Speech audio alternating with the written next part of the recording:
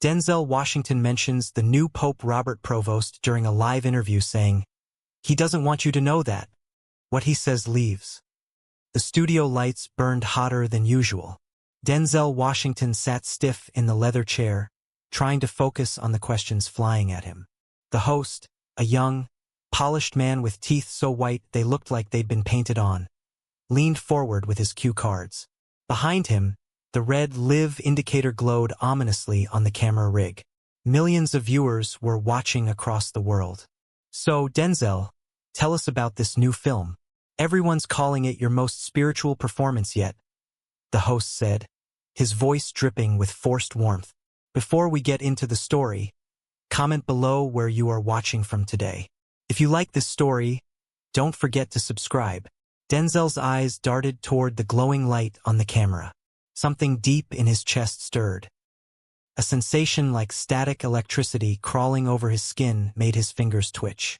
He forced himself to smile. It's about a man confronting power," he began carefully. But something was wrong. The words felt strange in his mouth. For a fleeting moment, he saw flickering images in his mind. Old parchment burning in a fireplace, blood dripping on marble floors, and a face, pale and smiling, wearing a white papal robe. His vision blurred. "Are you all right?" the host asked. Denzel inhaled sharply, gripping the arms of the chair until his knuckles whitened. He felt like a dam breaking inside his skull.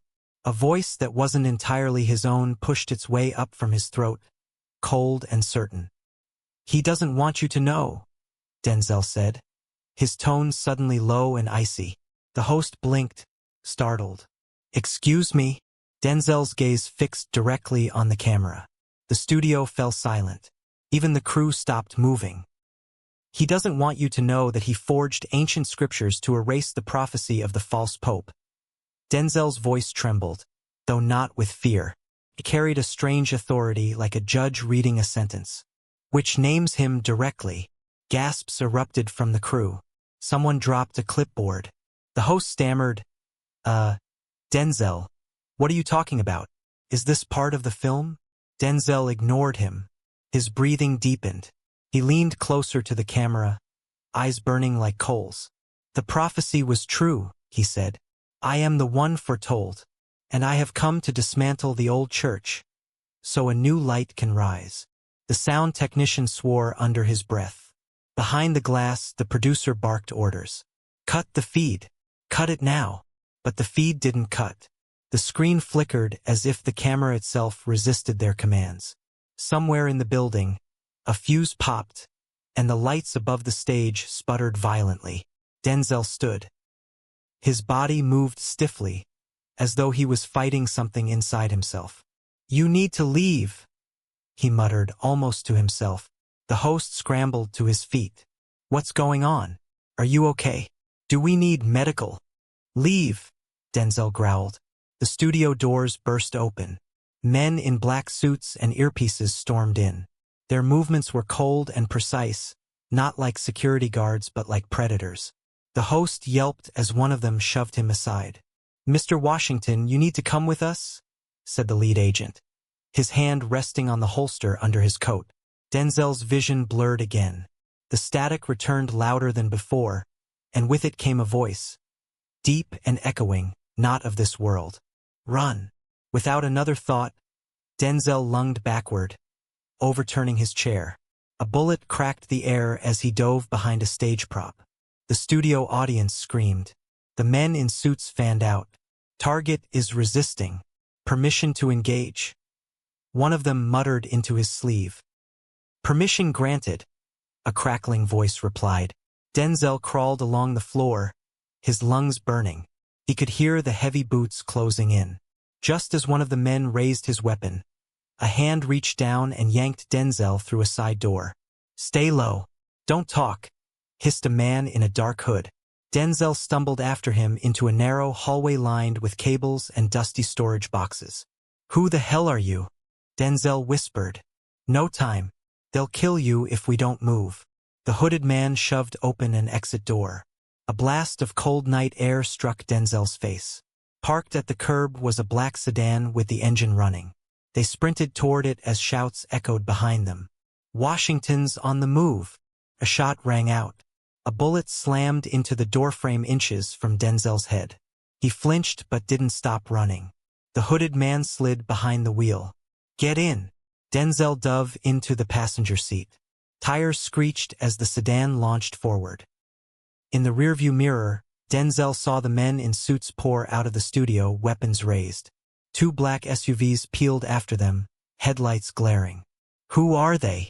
Denzel gasped. "Custodians of the Vatican," the hooded man replied grimly. "They're here to erase you." "What? Why? I don't even know what I said back there." "Yes, you do. You're starting to remember." The sedan swerved sharply, narrowly avoiding a delivery truck. Behind them, the SUVs gained ground. "You're going to have to wake up, Denzel," the hooded man said, "or you're going to die before you understand why they want you silenced." "I'm an actor," Denzel barked, his voice cracking. "Not anymore," the hooded man growled. Automatic gunfire ripped through the rear windshield. Glass exploded inward. Denzel ducked as bullets embedded in the dashboard. "Hold on," the hooded man shouted. The sedan shot down a side street. Denzel's heart pounded so hard he thought his ribs would crack. "Who are you?" he demanded. "Father Gabriel," the hooded man said. "And if we make it out alive, I'll tell you the truth about the prophecy." The words chilled Denzel to his core. In the distance, the Vatican SUVs roared closer, their engines howling like beasts. The chase had only begun. The air in the papal chambers felt heavier than usual. Incense hung thick in the cold air as Pope Robert Prevost paced the length of the vast marble floor, his pristine white robes whispering against the polished stone. The candles flickered violently, though there was no draft. Shadows seemed to dance unnaturally along the frescoed ceiling as if listening to his thoughts. He stopped abruptly in front of the great window overlooking St. Peter's Square, the faint sound of chanting pilgrims rising from below. His hand trembled slightly as he clutched the golden cross pendant around his neck. On the table beside him lay an ancient scroll partially unfurled. Its edges were charred, and the ink in places had been deliberately smudged. Cardinal Mancini stood a few feet away, rigid as a blade, his sharp features illuminated by the glow of the candelabra. He watched Provost carefully, waiting for orders. "Did you see it?" Provost asked, his voice low and simmering with barely contained rage. "I did, Holiness," Mancini replied. Washington's words were broadcast live to millions before the feed was cut. Provost's lips curled into a snarl. He wasn't supposed to remember. The vessel was dormant. We silenced the last of the scholars. We burned the prophecies. We erased everything. "Perhaps not everything," Mancini said cautiously. "There may still be fragments out there." Provost spun around, his eyes alight with fury. "Then find them. Find every parchment, every whisper of this prophecy and destroy it. And bring me Washington's head. He is not to speak again. Do you understand?" Mancini inclined his head. "Yes, Holiness. I will dispatch the custodians immediately." The Pope exhaled heavily and turned back to the window. The chanting from below now seemed to thrum with a strange dissonance, as though an unseen force had crept into the voices of the faithful. "He doesn't even realize what he is," Provost murmured, almost to himself. "The vessel awakens, and with it, the rot spreads. If he lives, the throne crumbles. Everything we built over centuries will burn. Then we will burn him first," Mancini said, his voice like a blade cutting through silk. Provost's fingers tightened around the pendant. "No. Not just him. Kill the priest with him. Gabriel Arendt was thought dead years ago. If he's surfaced now, he's the one who awakened the vessel." Mancini's eyes narrowed. "And the woman? The agent?" Provost nodded slowly. "Sarah Voss. She's already in too deep. The Americans sent her to investigate the disappearances in the lower catacombs. She'll piece it together soon if she hasn't already. Erase her too. No witnesses, no doubts. Do it cleanly, Mancini." Mancini allowed himself the faintest smile. As you command, Holiness. A knock at the chamber door startled them both. A young cleric stepped in timidly, his hands clutching a parchment. Forgive me, Holiness, but this was intercepted at the eastern gate. It bears the seal of Lux Veritatis. Provost stiffened. Bring it here. The cleric scurried forward and placed the parchment in Provost's outstretched hand before bowing deeply and retreating. Provost unrolled the parchment with deliberate care. It was a single line written in crimson ink. The light cannot cleanse what is born of shadow. Provost's jaw tightened. The paper crumpled in his hand. Lux Veritatis dares to threaten me, he said, his voice quivering with rage. They have lingered in the shadows for too long, whispering their poison. No more. He turned sharply to Mancini. Send the Black Choir. Tear them out root and branch. Burn their sanctuaries. Salt the earth. Mancini's smile deepened. It will be done. Provost strode to his throne and sank heavily into it. For a moment, the candles dimmed, and a chill swept through the chamber. The Pope's hands trembled as he pressed them together in prayer, but the words he muttered were not in Latin. They were guttural, ancient syllables, spoken in a tongue far older than the church itself. As he spoke, the golden crucifix above the throne seemed to twist in the flickering light, its edges bending unnaturally.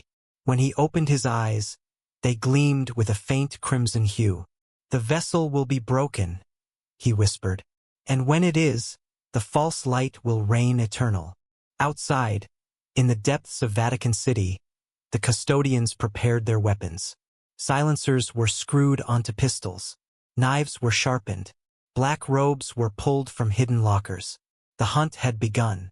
The night air was thick with smoke and the acrid stench of burning rubber. The tires of Father Gabriel's black sedan screamed against the asphalt as it tore through the labyrinthine streets of Lower Manhattan. Behind them, 2 Vatican SUVs hurtled in pursuit, their engines growling like predators closing in for the kill. Hold on, Gabriel barked, wrenching the wheel hard to the right. The car slammed into a side alley so narrow Denzel thought they'd be crushed between the brick walls. Sparks erupted as the side mirror scraped against the rough stone, but they made it through. Denzel's hands gripped the dashboard so tightly his knuckles turned pale. His heart pounded like a war drum in his ears, his breath coming in ragged gasps. They're still behind us, he shouted over the roar of the engine. I know, Gabriel said, his voice calm but edged with steel. They won't stop until you're dead. Why? I don't even know what's happening. I'm an actor. I didn't ask for any of this. Gabriel's dark eyes flicked toward him for a brief instant. You were chosen before you were born. This isn't about what you want. It's about what you are. Denzel opened his mouth to protest, but the rear window exploded in a shower of glass as a bullet punched through it. He threw himself low across the seat, shards raining over him. The SUVs were closer now. The black vehicles seemed almost alive, their headlights glaring like eyes, their drivers eerily synchronized. From the passenger window of the lead SUV, a man dressed in Vatican black leaned out with a silenced pistol. He fired again, and another bullet tore into the sedan's trunk. They're trying to disable the car, Gabriel growled. You think? Denzel shouted back. Gabriel yanked a small device from under his seat and slammed it onto the dashboard. A low electronic whine filled the air. What the hell is that? Denzel asked. EMP pulse, Gabriel said. Should fry their electronics if we're lucky. He pressed a button. A wave of static crackled through the air, and the lead SUV swerved violently as its lights flickered and died. It slammed into a parked delivery truck with a deafening crash. The second SUV skidded to avoid the wreckage, fishtailing wildly. Yes, Denzel exclaimed, his heart surging with hope. Don't celebrate yet, Gabriel said grimly. They'll send more. A flash of light ahead caught Denzel's attention. The alley they were speeding through ended abruptly in a wide intersection, but barricades and construction vehicles blocked every exit. We're trapped, Denzel shouted. Not yet. Gabriel's foot slammed down on the accelerator. The engine roared like a beast unleashed as they hurtled toward a stack of wooden pallets piled against one of the barricades. Are you crazy? Brace yourself. The sedan smashed through the pallets with a bone-rattling impact. Wood splintered and flew in every direction as the car launched over a shallow trench. For a brief, terrifying moment they were airborne. The vehicle slammed back onto solid ground, its tires squealing in protest. Denzel's head hit the roof of the car, and he tasted blood in his mouth. Behind them, the second SUV reached the barricade. The driver wasn't as reckless as Gabriel. He slammed on the brakes, and the vehicle skidded to a halt. "They're not following," Denzel said, his voice trembling. Gabriel didn't answer. His eyes were locked on the road ahead, his jaw clenched tight. Denzel leaned back in his seat, heart still hammering. "You need to tell me what's going on. What do you mean I was chosen? What prophecy?" Gabriel's hands tightened on the wheel. "You're the vessel, the last vessel. The prophecy says that when the false light rises, the vessel will awaken to cast it down." "That doesn't make any sense," Denzel said. I'm not anyone special. I just make movies. I'm not some kind of chosen one." "You don't have to believe it," Gabriel said. "But the Vatican does, and they will kill you before they let you fulfill it." Denzel stared at him, 1,000 questions swirling in his mind. "And who the hell are you?" "I'm the man who's trying to keep you alive." The car skidded around another corner and screeched to a halt in front of a crumbling brick building.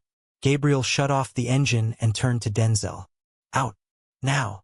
Denzel hesitated. "They'll track the car," Gabriel said. "We can't stay here." Denzel followed him out into the night air, still reeking of burning rubber. The sound of sirens wailed faintly in the distance. Gabriel led him through a rusted metal door into the building. Inside, the air was cool and heavy with the scent of old wood and dust. Candles flickered in iron sconces along the walls, casting long shadows. "Where are we?" Denzel whispered. "Sanctuary," Gabriel said. "For now." As they moved deeper into the building, Denzel noticed faded murals on the walls depicting saints and angels locked in battle with dark, horned figures. At the end of a narrow hallway, Gabriel opened a heavy wooden door and gestured for Denzel to enter. The room beyond was a small chapel, lit only by the flickering glow of 100 candles. An ancient wooden altar stood at the far end, and on it lay a rolled parchment bound with a blood-red ribbon. "This is where you'll learn the truth," Gabriel said. "About the prophecy. About what they did to you." Denzel turned to him, his voice low and shaking. "And if I don't want to know?" Gabriel's expression hardened. "Then you'll die ignorant, and the false light will consume the world." The chapel felt alive, but not in any comforting way. The air pressed in on Denzel from all sides, thick with the scent of melted wax and old incense. The flickering candlelight threw grotesque shadows across the cracked stone walls, making the painted faces of saints seem to shift and sneer. Denzel hesitated on the threshold, his eyes darting around the room. This isn't a safe house. It's a tomb," he muttered. Gabriel strode past him without answering. The priest moved with grim purpose, his boots clicking against the cold floor as he approached the altar. He untied the crimson ribbon from the scroll and spread it carefully across the ancient wood. "Come here," Gabriel said. Denzel didn't move. No. "Not until you start explaining what the hell is happening." Gabriel turned his head slightly, his dark eyes glinting in the candlelight. "They're not going to stop, Denzel. You saw what they sent tonight. Custodians don't fail twice. If you don't understand why they're hunting you, you won't survive the next time." "I'm not your chosen one," Denzel said, his voice rising with frustration. "I don't even know why I said those things on live TV. It wasn't me." Gabriel's jaw tightened. "It was you. It just wasn't the version of you that you've been allowed to believe in." Denzel felt a chill crawl up his spine. "Allowed to believe in?" Gabriel nodded toward the scroll. "This is the prophecy of the vessel, written in Aramaic, smuggled out of Jerusalem before the First Vatican Purge. It speaks of the false light and the one who will rise to expose him." "And you think that's me?" Denzel said with a dry laugh. You've got the wrong guy, Father. I'm an actor, not some messiah. Gabriel's expression didn't waver. You were born under the prophesied signs. You bear the mark. And you survived their attempt to erase you once already. Denzel shook his head. You're insane. Then explain how you knew his name, Gabriel snapped. Explain how you named Robert Prevost on live television, word for word, as it's written in this scroll. Denzel opened his mouth but couldn't form an answer. Images flashed again in his mind. A golden throne drenched in blood, a child screaming in a dark cathedral, parchment burning in a fire pit. He staggered back a step, clutching at his head. Gabriel moved quickly, catching him by the shoulders. You're remembering, aren't you? Denzel's breathing grew ragged. What are these images? Why are they in my head? Because they were put there, Gabriel said. Years ago, the Vatican erased your true memories. You were one of dozens of children taken for their sanctification ritual. Only you survived. The rest were... He trailed off, his lips tightening. Denzel's stomach turned. This is crazy. It can't be true. Look, Gabriel said firmly. He pulled Denzel toward the altar and pointed at a passage in the scroll. The words were written in a spidery hand, ancient and faded but still legible. When the false light ascends to the highest throne, a vessel shall awaken from the shadow of fire.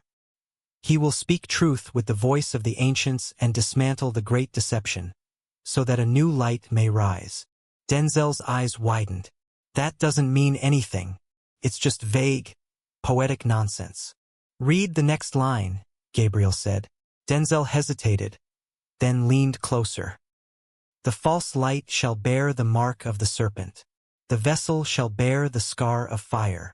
Gabriel grabbed Denzel's wrist and yanked his sleeve up. There, on the inside of Denzel's forearm, was a faint but unmistakable scar shaped like a coiled serpent. Denzel staggered back in horror. No. I've never seen that before. That wasn't there. It's always been there, Gabriel said quietly. You were made to forget. Before Denzel could respond, a sudden crash echoed through the building. Dust rained down from the ceiling. They've found us, Gabriel said grimly. Denzel's blood turned cold. Already? You said this was safe. There's no such thing as safe anymore. Gabriel snatched the scroll and stuffed it into his coat.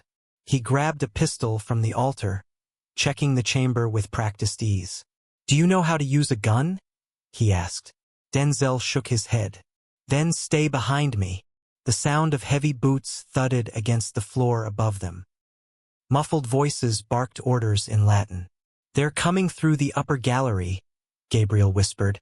We'll have to take the catacombs. The catacombs? Denzel asked nervously.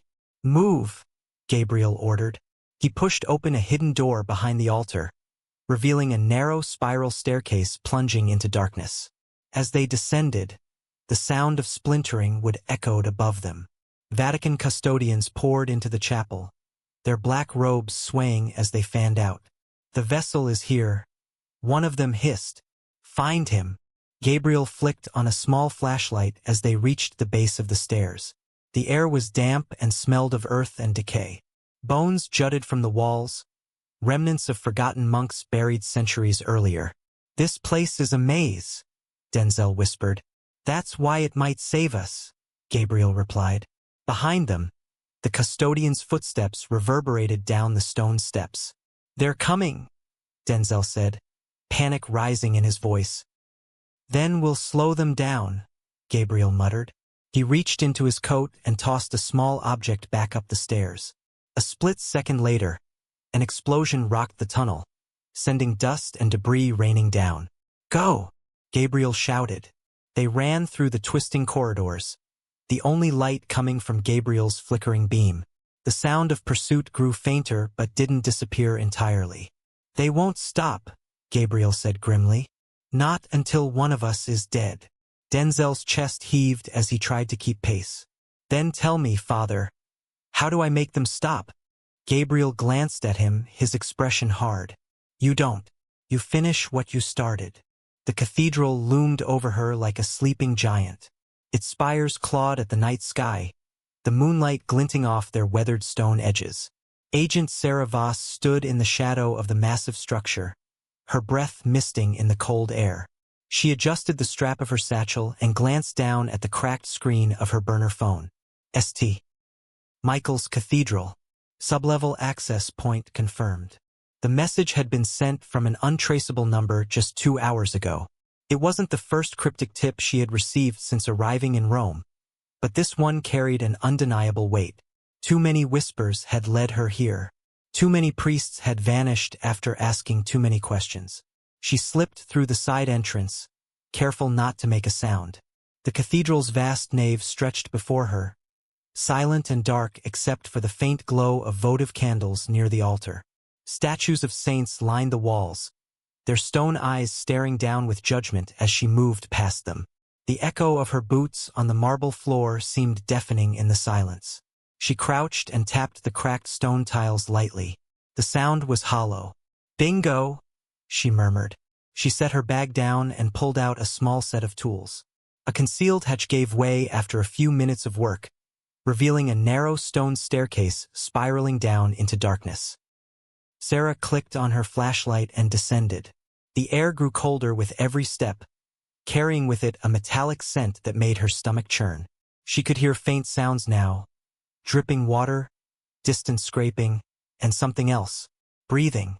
At the bottom of the stairs, she found herself in a low tunnel lined with torches that had been extinguished long ago. The walls were carved with faded inscriptions in Latin. She ran her fingers over the letters, whispering the translation under her breath. "Here lies the light that shall not rise again." Her flashlight beam swept ahead and landed on a large iron door half ajar. She pushed it open with her shoulder and stepped into a massive underground chamber. The sight stopped her cold. Rows of burned manuscripts were piled high in the center of the room, their pages blackened and curling. Scattered among them were the bodies of priests and scholars, men she recognized from Vatican missing persons files. Some had been executed cleanly. Others had been left in ways that twisted her stomach. Sarah's hand flew to her mouth as bile rose in her throat. "What the hell is this place?" she whispered. A sound behind her made her freeze. Click, the unmistakable sound of a pistol's safety being released. She spun around, her own weapon drawn in an instant. A man stepped from the shadows. His long black cassock swayed with his movements, and his cold, hawkish eyes seemed to cut right through her. Cardinal Mancini. "Agent Voss," he said smoothly, his voice low and calm. "You shouldn't have come here." "Stay back," Sarah barked, aiming directly at his chest. Mancini smiled faintly. "Do you really think you'll leave this place alive?" Behind him, 3 men in Vatican black emerged from the darkness. Each carried suppressed pistols, their faces blank and expressionless. Sarah's mind raced. She couldn't outshoot them all. Not in this confined space. "I'm just here for answers," she said carefully. "I don't care about your politics. I just want to know why these men are dead." "They asked the wrong questions," Mancini replied. "As have you." The custodians raised their weapons in unison. Sarah's eyes flicked to a stone pillar to her left. She fired a quick shot, the bullet sparking against the pillar, sending chunks of stone flying into the faces of the 2 nearest custodians. They staggered back, blinded for a moment. She dove to the side as suppressed gunfire tore through the air. Bullets ripped into the wall where she had been standing. Sarah rolled behind a stack of burned manuscripts and fired back. One custodian went down with a grunt, his weapon clattering to the floor.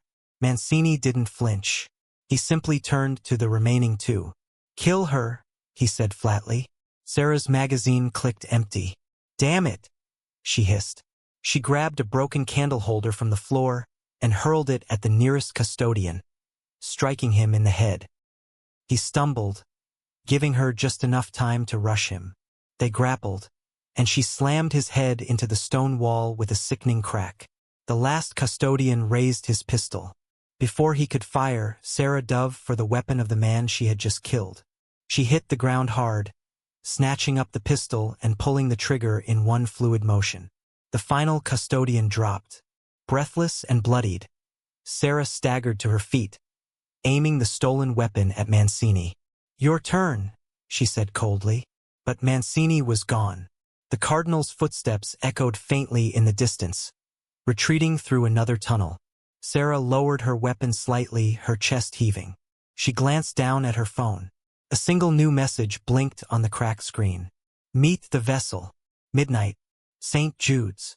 She didn't know who sent it, but something deep in her gut told her it wasn't a request.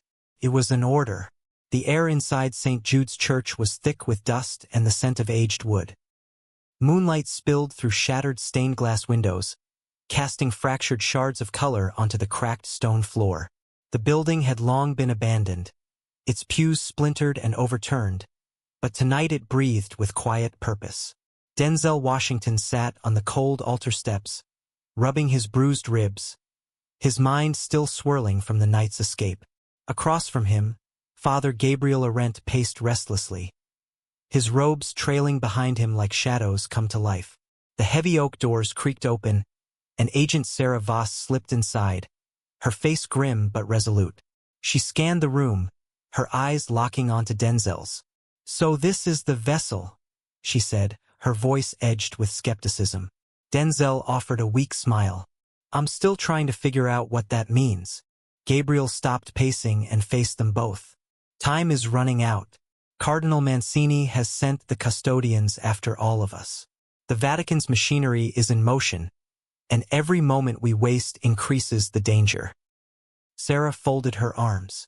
"You expect me to believe that an actor and a rogue priest are the key to some ancient prophecy?" Denzel met her gaze evenly. "I'm as surprised as you are." Gabriel stepped forward, producing a worn leather-bound book from beneath his robes. The edges were frayed, the cover embossed with a faded insignia, a serpent entwined around a broken cross. "This is the Codex Obscura," Gabriel explained, "the only surviving manuscript that reveals the true nature of Pope Robert Prevost's rise, and the prophecy that names the false light." Sarah's eyes narrowed. "And you want to break into the Vatican to get it?" Gabriel nodded. "Without it, we cannot prove what he has done. We cannot stop him." Denzel frowned. "Breaking into the Vatican is suicide." Gabriel's expression hardened. "Then we'll have to be ghosts." They gathered around the altar, forming a rough circle. Each carried their own doubts and fears, but beneath it all lay a fierce determination. Sarah broke the silence. "What exactly is this Order of Lux Veritatis you mentioned?" Gabriel's eyes darkened with memories. "An ancient brotherhood sworn to protect the truth. They have operated in the shadows for centuries, fighting the corruption that threatens the Church's soul. And now they see you as the key," Sarah said slowly. "The vessel." Denzel looked down at his hands. "I don't even know if I'm ready for this." Gabriel placed a steady hand on his shoulder. "You don't have a choice anymore." Outside, distant church bells tolled midnight, their mournful sound echoing through the deserted streets. "We leave at dawn," Gabriel said. "The Vatican's defenses will be weakest during the morning mass." Sarah nodded. "Then we better be ready." Denzel swallowed hard, feeling the weight of destiny pressing down on him like a physical force. For the first time since this nightmare began, he allowed himself a spark of hope. The cold stone of the Vatican walls pressed in on them as they slipped through the shadows. The narrow alley behind St. Peter's Square was deserted, the only sound the faint crunch of gravel beneath their boots. Denzel's heart pounded in his chest like a drumbeat echoing through the silent city. Every step felt heavier than the last, weighted with the knowledge that at any moment, the custodians could emerge from the darkness. Gabriel led the way, his eyes sharp and alert. Sarah moved silently beside him, her hand resting on the pistol concealed beneath her jacket. Denzel followed, the Codex Obscura strapped securely to his back, its weight a constant reminder of the mission ahead. They reached a hidden door set into the ancient stone wall. Gabriel produced a set of keys, selecting one that fit with a soft click. The door swung inward, revealing a narrow stone staircase spiraling downward into the depths of the Vatican's secret archives. The air grew colder as they descended, the faint scent of damp parchment and aged leather filling their nostrils. Flickering torches lined the walls, their flames casting wavering shadows that seemed to twist and writhe like living things. Gabriel paused at the bottom of the stairs, listening. The distant hum of voices echoed faintly from above. "We have little time," he whispered. They moved swiftly through labyrinthine corridors lined with towering shelves crammed with ancient books and scrolls. The silence was oppressive, broken only by the soft footsteps of the intruders. Suddenly, a faint glimmer caught Sarah's eye. Ahead, a heavy oak door stood slightly ajar, revealing rows of glass cases filled with rare manuscripts. "That must be the Codex vault," she whispered. Gabriel nodded. "Stay alert." They pushed the door open, slipping inside like ghosts. The room was vast, filled with relics and texts untouched for centuries. At the far end stood a pedestal, and on it, the Codex Obscura, bathed in an ethereal glow. Denzel stepped forward, heart racing. He reached out and lifted the Codex carefully. "Got it," he breathed. But before they could retreat, the heavy door slammed shut behind them with a thunderous bang. "Trap!" Gabriel hissed. From the shadows emerged Cardinal Mancini, flanked by a squad of custodians, their faces grim and unyielding. "You're trespassing on holy ground," Mancini said, his voice cold as ice. "And you will pay the price." Gun barrels rose, silence shattered by the sharp click of weapons being readied. Denzel's eyes darted wildly, searching for an escape. The windows were barred, the door sealed tight. "Get ready," Gabriel said quietly, drawing his pistol. The custodians advanced, their footsteps echoing through the marble chamber. Sarah took a deep breath, steadying her nerves. "We fight." The first shots rang out, echoing off the stone walls like thunder. Denzel dodged behind a shattered display case as bullets ricocheted dangerously close. He returned fire, his hands trembling but determined. Gabriel moved like a shadow, precise and lethal, taking down 2 attackers before a third lunged at him with a knife. The struggle was brutal, ending with Gabriel plunging his blade into the custodian's throat. Sarah fired relentlessly, her eyes blazing with fierce resolve.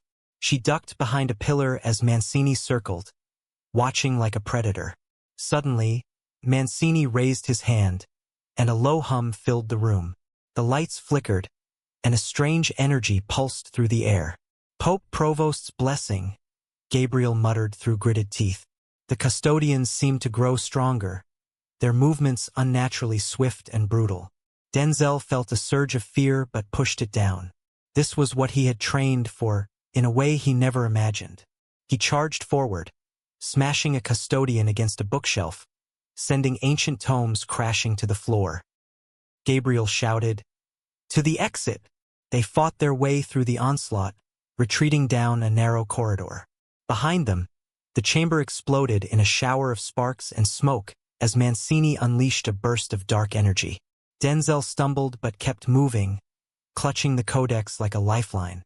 Outside, the first rays of dawn crept over the horizon, painting the Vatican in pale gold. Breathless and battered, the trio slipped into the streets, their mission only just beginning.